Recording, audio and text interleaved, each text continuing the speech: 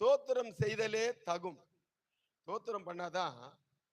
நான் முழங்கால் போட்டா 3 மணி நேரம் வெறும் ஸ்தோத்திரத்தோடு கூட விண்ணப்பம் தான்.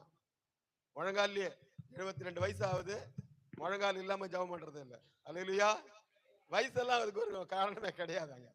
ஏன்னா நாம ஸ்தோத்திரம் சொல்லும்போது நமக்கு விரோதமா இருக்கிற கட்டுகள் உடைக்கப்படும். நமக்கு விரோதமா இருக்கிற தடைகள் நீங்கும்.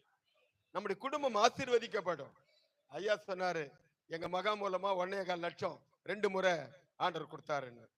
என்கிட்ட வந்து சொல்லுவா, எங்க அப்பா இந்த மாதிரி பாஸ்டர் பிள்ளைக்கு கொடுத்தோம், ரொம்ப சந்தோஷமா செய்யணும்.